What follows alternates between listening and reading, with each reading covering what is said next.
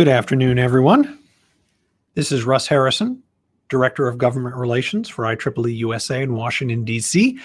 This is our December 4th, 2020 legislative update. We are in the home stretch of the 116th Congress. And even though Congress has very few legislative days left this year, there are a surprising number of things going on in Washington that could affect technology professionals across the United States. And we're going to talk about a bunch of them this afternoon. So we'll get right into it. First of all, a quick little election recap. I think the kind of high-level information you all know. Senator Biden continues to appear to have won the presidency. We won't assert that he has won until the electoral colleges meet in the state capitals in about a week and a half. But, you know, he appears to have won. I'll remind all of you that the safe harbor deadline for election disputes is December 8th. In theory, all election lawsuits are supposed to be settled then. Now, that's a federal law. It's not in the Constitution, so courts can overrule it. But a lot of the lawsuits and noise surrounding the presidential and some of the other elections should begin to die down in just a couple of days. Senate Republicans, as you know, hold an edge 50-48 in the Senate, with the two Georgian seats heading for runoffs on January 5th. If Republicans win either seat, they will control the Senate. If the Democrats win both seats, then the Senate will be split 50-50. Presumably, Vice President Harris will break the tie, giving the Democrats effective control over both the Senate and the House. In the House, Republicans have currently picked up 11 seats, which is at the upper edge of what people thought possible. They may pick up another one. One House seat has not really been settled yet. But the Democrats still maintain control. At the moment, they have a 222 to 212 margin in the House, which is both a nice parallel number, lots of twos there, but also a really small margin. Somewhere between 9 and 11 seats isn't very much to run the House of Representatives. So both chambers are going to be very tight. Both chambers, in most cases, the majority party is going to have to find support from the minority party to get stuff done, which means either the parties will work together or they won't work at all next year, which is like what we had this year, but more so. The one remaining House seat, by the way, Claudia Tenney is currently leading Anthony Brindisi in the 22nd District of New York by 12 votes. That's out of 318,000 votes. Ms. Tenney is up by 12. If Ms. Tenney goes on to win, and of course 12-vote margin is nothing, but it's better than being down 12 votes at this point in the process. If Ms. Tenney ends up winning the seat, that would be the 12th Republican pickup of this election cycle. Now, I want to note something about the results. I've mentioned this before, but it's becoming clearer. I just mentioned the New York race, which the Republicans currently winning by 12 votes. Republican Miller Meeks has won. There's still some lawsuits, but at the moment, presumably has won the 2nd District of Iowa over Rita Hart by a grand total of 6 votes. That's not very much. That's the tightest race of any House race since the early 90s. Overall, 19 congressional winners won their race by less than a 2% margin. And to people who call elections, 10% is considered close. So any race that's within 10% is considered a close race. 2% is minuscule. And we had 19 races decided by less than 2%. We actually had 9 people win congressional races, House and Senate, with less than 50% of the vote. Third parties picking up a relatively small portion in addition. We have the 3 runoff races, the 2 runoff races in Georgia, where neither candidate got to 50%. And there's a runoff race in Louisiana, the 5th district as well, but both of the candidates moving on to the runoff are Republicans, so it's getting less attention. All of which demonstrates that this election was very, very close. Both parties can claim victory. Democrats obviously took the presidency, which is kind of the grand prize, and tightened the margin in the Senate. But Republicans dramatically tightened the margin in the House and did quite well among state races, state legislators and governors' races. But the real conclusion here is that neither party did particularly well relative to the other. Both parties, if you look online, are claiming mandates and landslides and huge victories, blue tide and blue waves and red waves. And there really wasn't any of that. You had very, very small margins in a few places, resulting in small shifts in power in Washington. Now, one of those shifts is the White House, was a big deal. But it looks like Joe Biden is going to win the White House by fewer votes than Donald Trump won in 2016, not in terms of the popular vote, but the margins in the key states he needed to win the Electoral College. Minuscule margins, all of which does indicate that this remains a 50-50 country, that the two parties, power can switch between the two parties very easily, which makes every member of Congress very nervous, and I think is frankly fairly healthy for the country. All right. So let's turn from the election to what's going on in Congress now. This is a picture of the House legislative calendar for the month of December.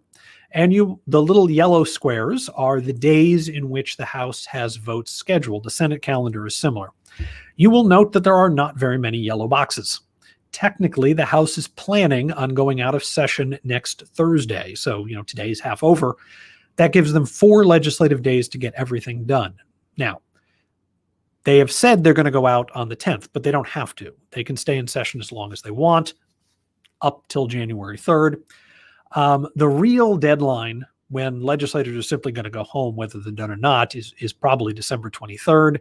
More realistic deadline is the 18th, 2 Fridays from now.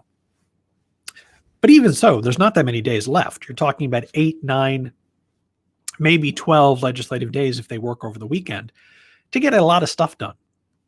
You'll note on the calendar, the bottom row there, which is the first week of January, Congress will be in session, but remember that it will be a different Congress. The first and in fact the only thing that they will probably do on the 3rd, January 3rd, that is swear themselves in. Then they'll all go to parties, which is fine.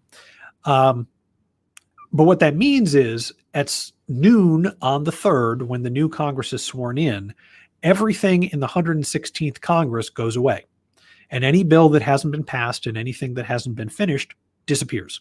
And they have to start off over completely in January. And so that bottom row there on the calendar is actually the next Congress, and they can't work on current things that they're working on now. Then they have to start over. So we're running out of time, and we still have a couple really big things that need to get done and a couple smaller things, which we'll get to.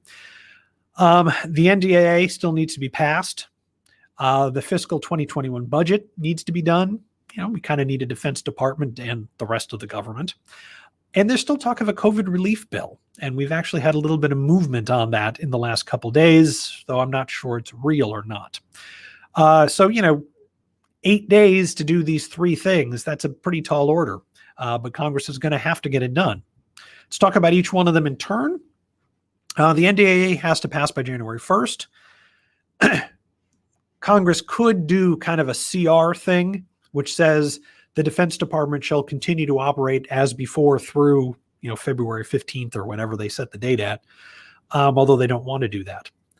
The NDAA, as currently written, is very popular in both the House and the Senate when it comes to the floor, and it will, in probably next week.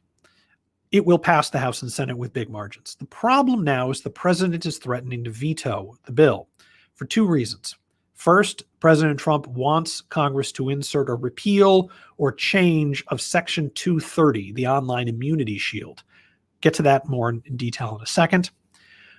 Secondly, the president wants Congress to take out language renaming military bases. He's threatening to vote if he doesn't get both of those. It's not clear if that's a real threat or a negotiating ploy, but Congress is taking it seriously, and it could throw a monkey wrench into things.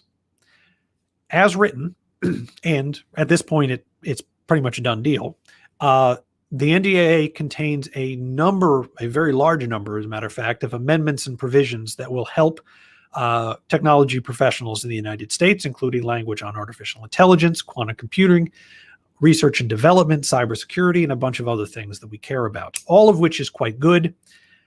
No actual money in the bill, unfortunately, but we can work on that next year.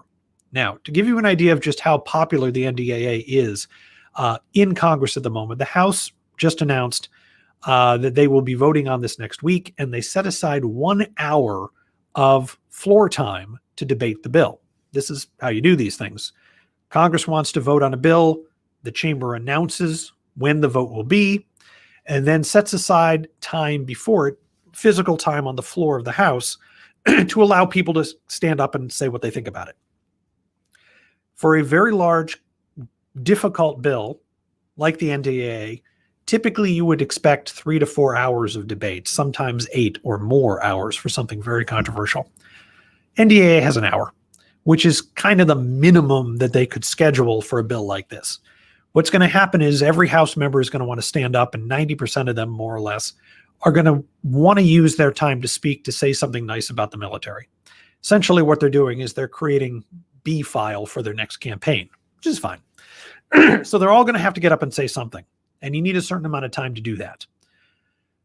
But they're not actually going to debate. If they were going to debate, they needed more time. So this tells you that the House leaders, the Speaker of the House in particular, wants this bill to be passed quickly and has the votes to do it. It also tells us that the minority, the Republicans in the House, aren't going to try to object in any way. So it's going to pass the House. It's going to pass the Senate. The only question is what the president does next. I want to remind you all about Section 230. This was a big deal back in the 90s. IEEE-USA played a role in the creation of this provision. It is a section of the Communication Decency Act of 1996. And basically what it says, it was written for the internet in 1996. And so they were thinking about chat rooms. And the question is, if somebody posts a chat in a chat room or on a blog that is illegal, it's a threat, it's libel, it's slander, whichever one applies online. There's something legally actionable about the post. Is the website, the person who controls the website, liable for that posting? The principle here is that if you publish something that is legally actionable, you're liable for it.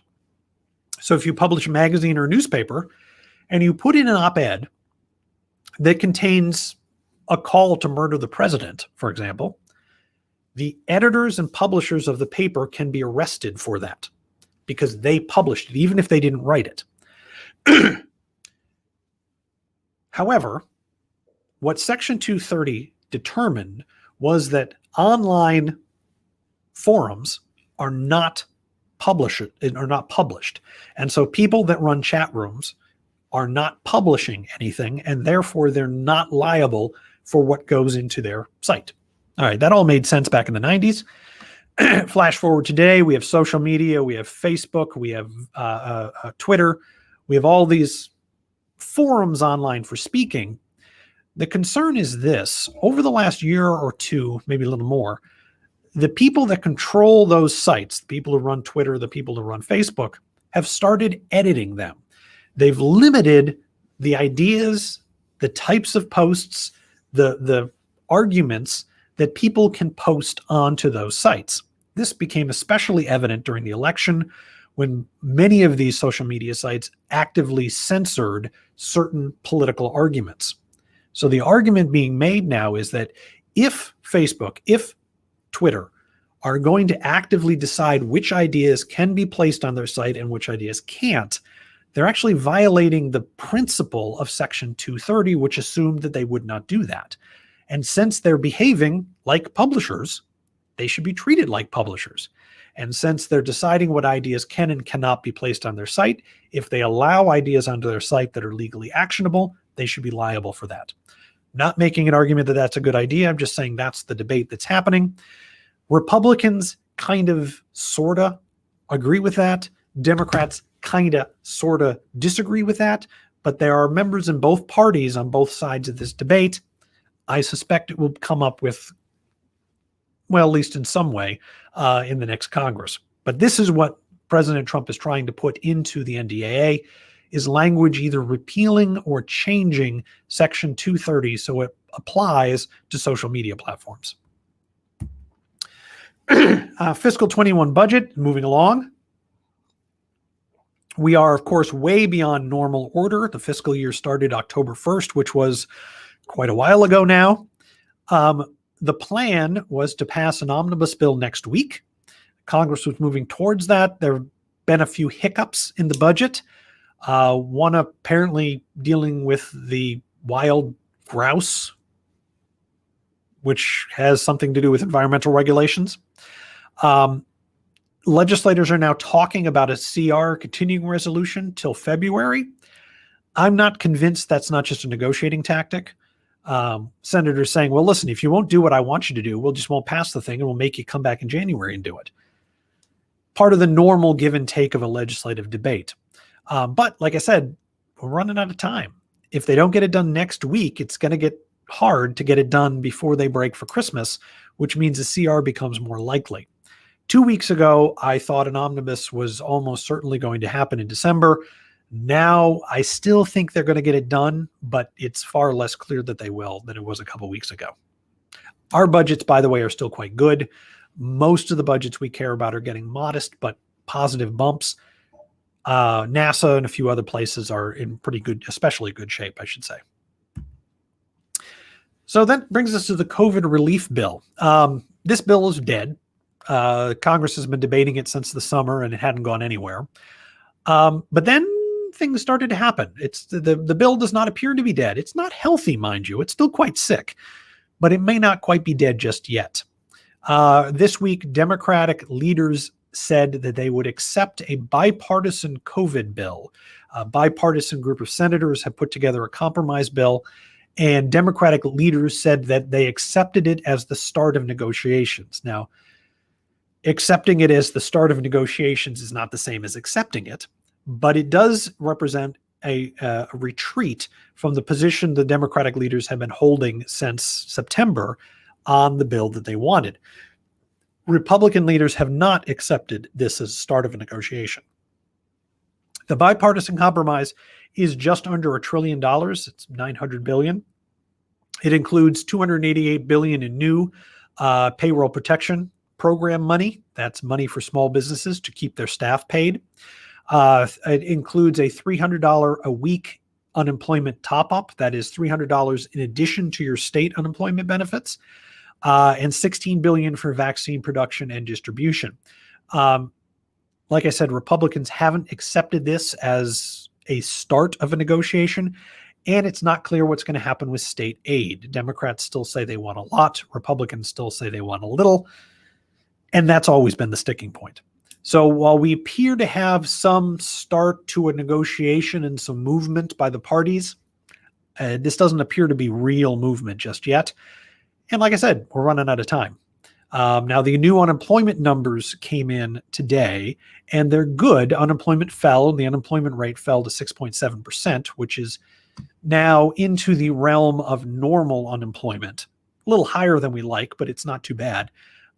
Except that the number of new jobs created was less than people were expecting.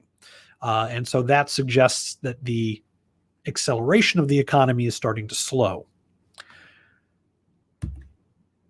In other news, the Fairness Act passed. You may recall the Fairness Act was originally supposed to remove the country cap from the EB visa program. It ended up not actually doing that, but it passed the Senate with very little warning. We got about an hour and 20 minutes notice that this thing was on the agenda. The Fairness Act passed the Senate by unanimous consent. It passed at about 5:30 Tuesday evening when nobody was in the Senate chamber and hardly anybody was paying attention, which is great. So like I said, the bill was originally supposed to get rid of the country caps within the EB program. It ended up not doing that, but it did dramatically relax them. Under current law, only 7% of EB visas can go to people from any one country. Now, that's not entirely true. There are some exemptions and some exceptions, so it can end up getting about 15% from any one country, but still not very much.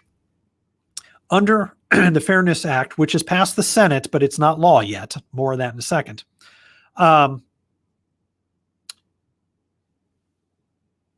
individuals from a specific country could get up to 85-ish% of EB visas if they are currently in the EB backlog. And so the purpose of that is to clean out the EB backlog, people sitting on an H-1B visa waiting for a green card to become available, almost all of whom are from India. And so you dramatically relax the country caps. get those people through the process not very quickly, but more quickly, and you start to clear out the backlog. The problem is, as you're cleaning out people who are currently in the backlog, you're adding more people to the backlog, which is what we're currently doing. So you're not going to get rid of the backlog. You're just, the people that have been in it for a long time will be moved on. And then everybody will be in it for a very long time, which has been IEEE-USA's problem with the bill from the start. However, Fairness Act contains a number of very good H-1B reform provisions, many of which IEEE-USA has been fighting for 20 years or more. These include the 50% rule, which is a great rule that says a given company cannot have more than 50% of its employees on an H-1B visa. This is aimed squarely at outsourcing companies. The relatively few companies in this country that employ almost nobody but H-1B visa holders for the purpose of renting those workers to somebody else. They're going to have a really tough time complying with this law. That was Senator Durbin's ask, and we are very grateful to Senator Durbin for putting it in the bill. Fairness Act also includes tighter wage rules for H-1B visa holders, better enforcement rules. You may recall that under current law, when a company applies for an H-1B visa, they have to fill out a form. And the government can only check that form to make sure all the boxes are filled in. As long as there's something there, it has to approve the form. So, for example, H-1B visa applications have been approved for H-1B workers working in Canada, which, of course, H-1B can't be used in Canada. You need whatever the equivalent, I think it's a blue card in Canada is. Now the rule would say the government is allowed to look at those forms and say this is wrong, so they can reject them for incorrect information, flawed reasoning, if you've calculated the prevailing wage and it's just wrong, or for outright fraud. If you're lying about where the location of the job is, they can reject the application, all of which is quite good. There's also new auditing requirements allowing the federal government to initiate an investigation into H-1B fraud without having to have a complaint first, and automatic auditing of large companies and of a certain percentage of all companies using H-1Bs each year. So all of which is quite good and very exciting, and we appreciate it being put in there. But there's a really big but on this bill at this point, and that is this. Senator Scott from Florida introduced an amendment, actually two amendments. This is the one that we care about here, though, at the very end of the Fairness Act, and this is the amendment in its entirety. The Secretary of Homeland Security shall not adjust the status of any alien affiliated with with military forces of the People's Republic of China or the Chinese Communist Party as determined by a bunch of people. This obviously is the part that we care about. The Secretary of Homeland Security shall not adjust the status of any alien affiliated with the military forces of blah, blah, blah. So what does that mean? I don't know. Nobody knows. It could mean a lot of things. It could mean that if you are a member of the Chinese military or a member of the Chinese Communist Party, that you cannot. Now, the phrase adjust the status of means allow them to get a green card, allow them to be an immigrant. So it's possible if you are a member of the armed forces or the Chinese Communist Party, you no longer can immigrate into the United States. That's the generous reading of this text. And that would be a fairly substantial restriction on Chinese immigration. Members of the Chinese Communist Party already face restrictions on their ability to immigrate into the United States, but there are exemptions, there are ways around it, but it's already there. So this would tighten those up and make it a little stronger. But the problem is affiliated could mean several different things. What if you were a former member of the Chinese Communist Party? What if you work for an institution owned by the Chinese Communist Party or owned by the Chinese military? What if you went to a school run by the Chinese military or the Chinese Communist Party? There's lots of ways to affiliate with someone. Keeping in mind that Chinese citizens do not have the right to leave their country just because they feel like it. They have to get permission. Most of, if not all, Chinese citizens that come to the United States for the purpose of becoming immigrants need to get permission from their government before they do it, which means they have to be in good standing with the Chinese Communist Party. And given the pervasive nature of the Chinese military and the Chinese economy, many of these folks will have worked with, worked for, worked near a company owned and therefore affiliated with the Chinese military. The point of this is you can read this text to ban almost all immigration from China. And that is probably what Senator Scott had in mind when he introduced it.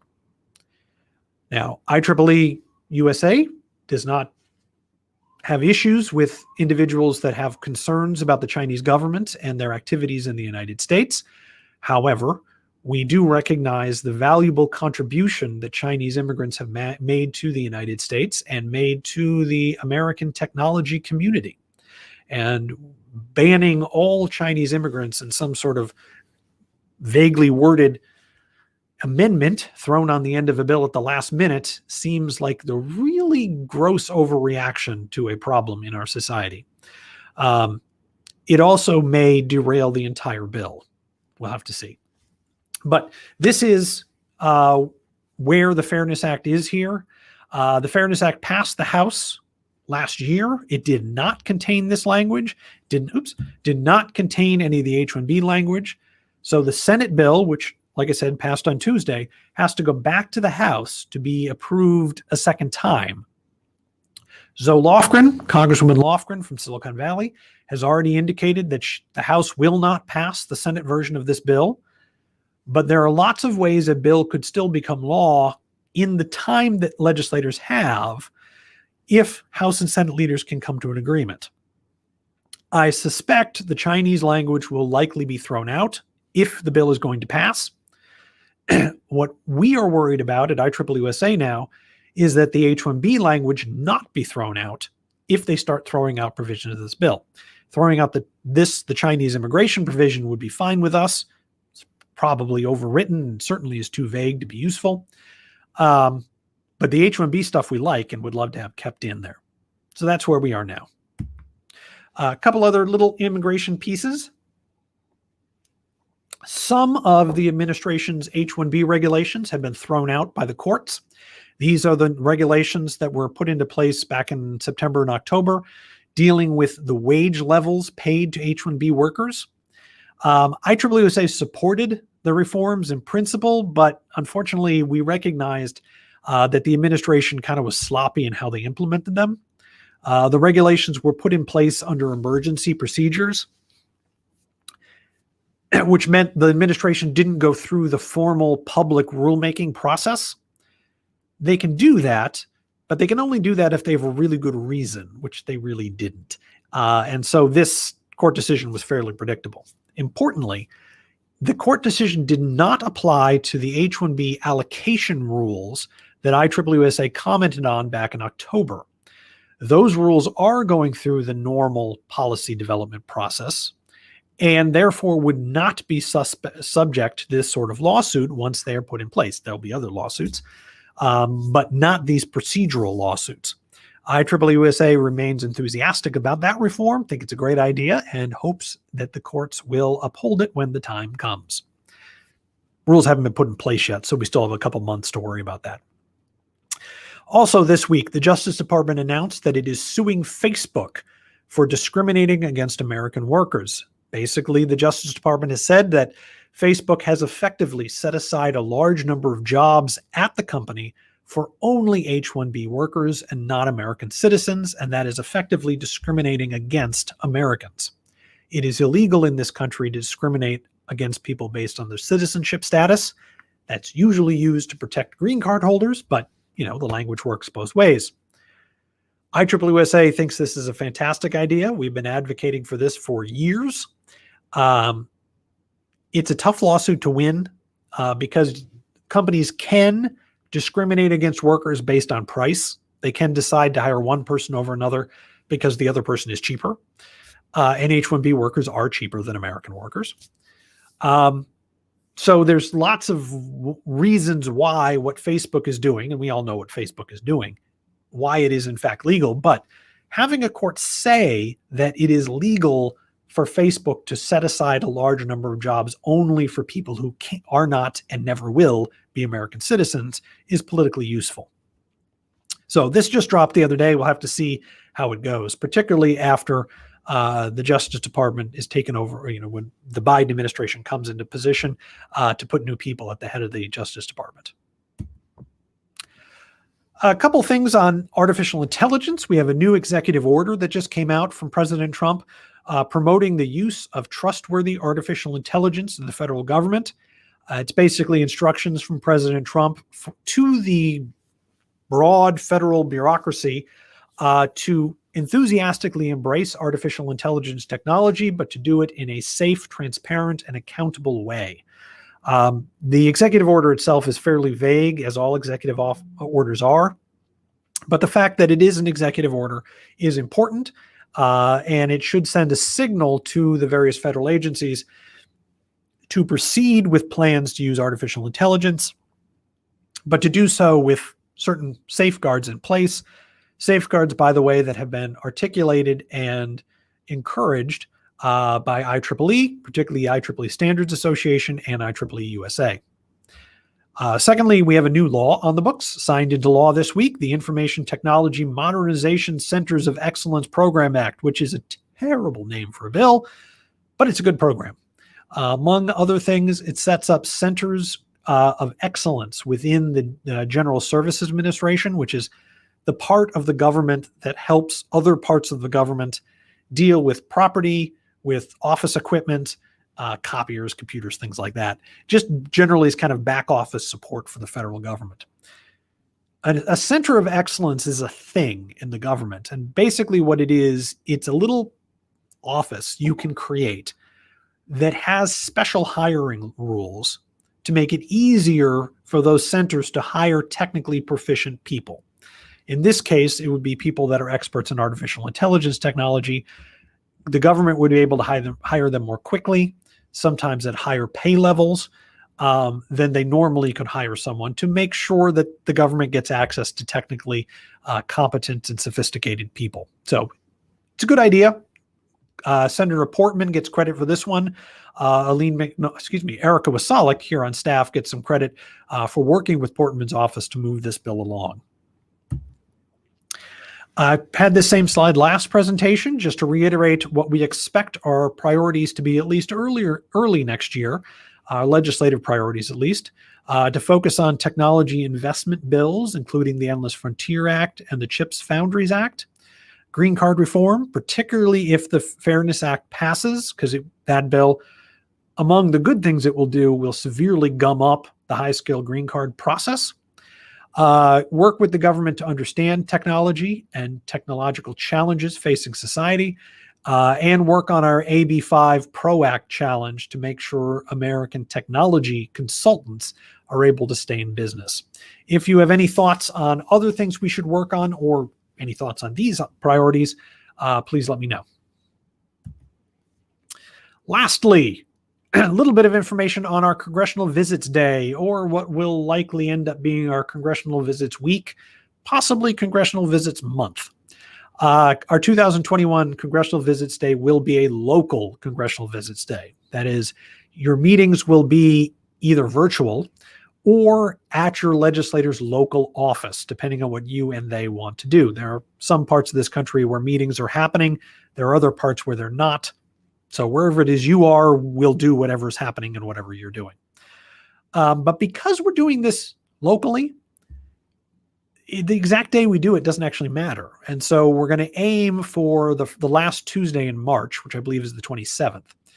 But if we can't schedule a meeting until the 28th, the 29th, or even April 8th, 9th, or 23rd, we still get the meeting. And so what we're going to do is we're going to ask people to sign up. Registration will open right after New Year's. We'll figure out who wants to participate, get you all organized into teams, schedule your meetings in the vicinity of our Congressional Visits Day, and then most of them will take place virtually whenever it works, or in person whenever we can get you on the legislator's schedule rather. The downside of this, obviously, is that you won't be coming to Washington.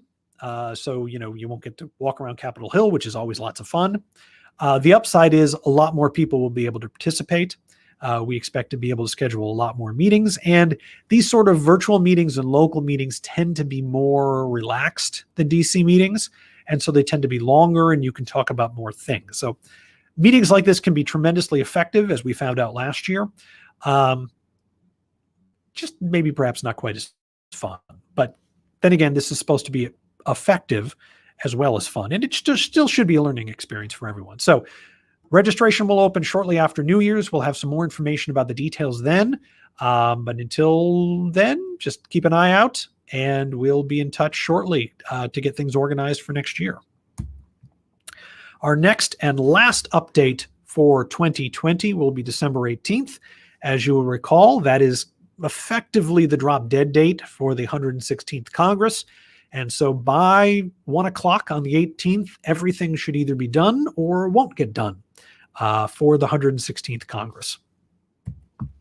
I'm Russ Harrison, Director of Government Relations for IEEE-USA in Washington, D.C.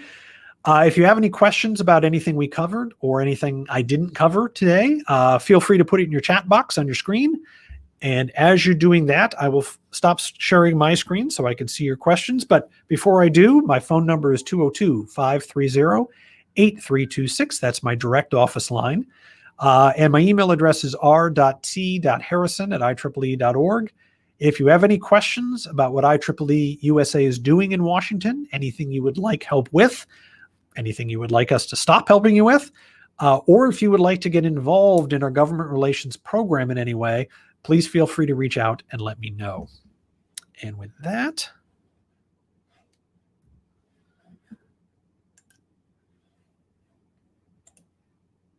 okay.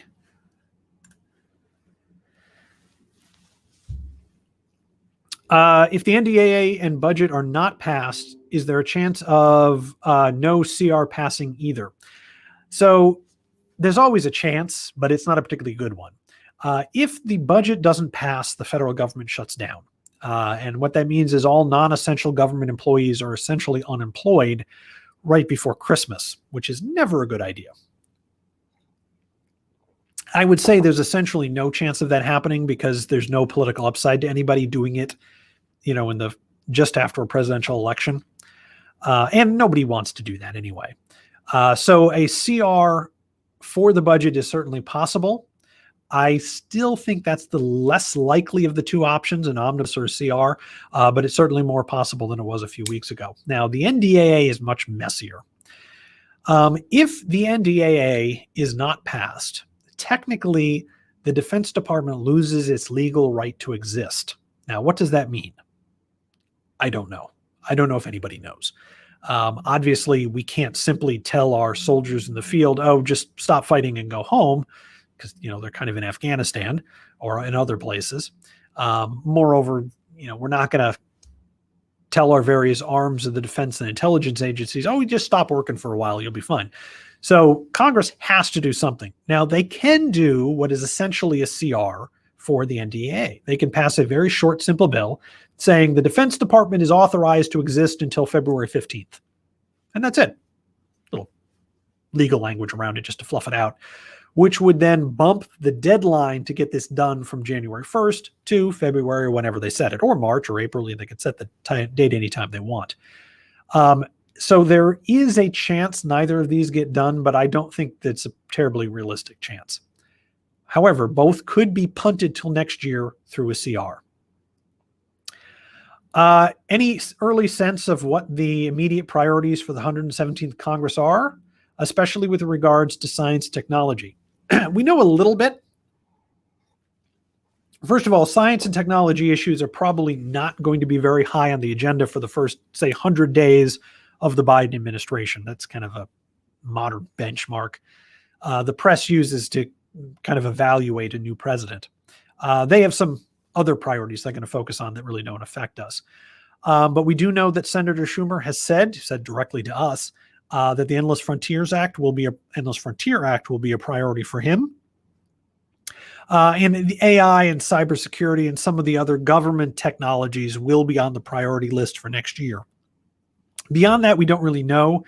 Right now, both the House and Senate are picking their leaders, and there are some fairly major shifts in the leadership of the various committees. Interesting note, the Judiciary Committee, which has jurisdiction over immigration in the Senate, it looks like the top two legislators will be Senator Grassley for the Republicans and Senator Durbin for the Democrats. Now, at the moment, it seems likely that Grassley will be chair if the Republicans take one of the Senate seats in Georgia. If the Democrats take both Senate seats in Georgia, it would be Senator Durbin who would be the chair. The important thing to note, however, is that Senator Durbin and Grassley are our two best friends on immigration. And so we will look forward to working with both of them in whatever position they end up taking once they are there. But given that this leadership debate is still going on in Congress, they can't really set their agenda until they know who's going to be in charge of the place. Do we have any idea on the change in demographics of Congress with regards to engineering and technology backgrounds? This is an interesting question, Will. First of all, there are some reports on changing demographics in Congress. To be honest, I haven't looked at them carefully yet. I believe that there will be more women in the incoming Congress than there was in the 116th, and more minorities. There are a couple engineers coming into Congress. Not a huge number as far as I can. There's actually not a tremendous number of new legislators coming in. I mean, it's a bunch, but it's not as many as I expected. I do know that I just saw this morning, there are 16 members of Congress in the incoming class that do not have college degrees, which is interesting. I personally have a great deal of respect for anybody who doesn't have a high school degree and manages to get themselves into Congress. That's pretty impressive. So there are engineers and scientists in the incoming class, which means the number of scientists and engineers will go up next year. Probably not by a huge number. We're talking single digits, mid-single digits probably, but I don't have the exact count just yet. I'll try to have that for the 18th. Many federal programs are not reauthorized each year, but continue to function if they're funded. What makes the NDAA different? And Brendan, the real difference is simply the importance and size of the Defense Department. You can play games with some of the smaller government programs, particularly if they're not doing very much, but with a, $750 billion federal program, you really need to be funded. You really need to be authorized. Now, if the Defense Department isn't authorized, I suspect what would happen is everybody would just pretend that it is. Because, who's going to go to court to force the Defense Department to shut down, and what judge is going to order it? And even if they did, it would take months for the court to reach that decision. But it's just the fact that you don't play games with the Defense Department. Health and Human Services, yeah, you can play games with them, not the Defense Department. So because of the vital nature of the defense, I guess, and the size of the Defense Department, NDAA is a little different. And I don't see any other questions. So I'll just remind you, I'm Russ Harrison, Director of Government Relations for IEEE-USA here in Washington, D.C. My phone number is 202-530-8326. My email address is r.t.harrison@IEEE.org. Like I said, if you have any questions about this or anything you see in the news and would like to talk to me about it, give me a call, send me an email. I'm happy to chat. Thank you for joining us today. I look forward to seeing you in 2 weeks. Have a great Hanukkah, and I will talk to you soon. Thank you for joining us today. Take care.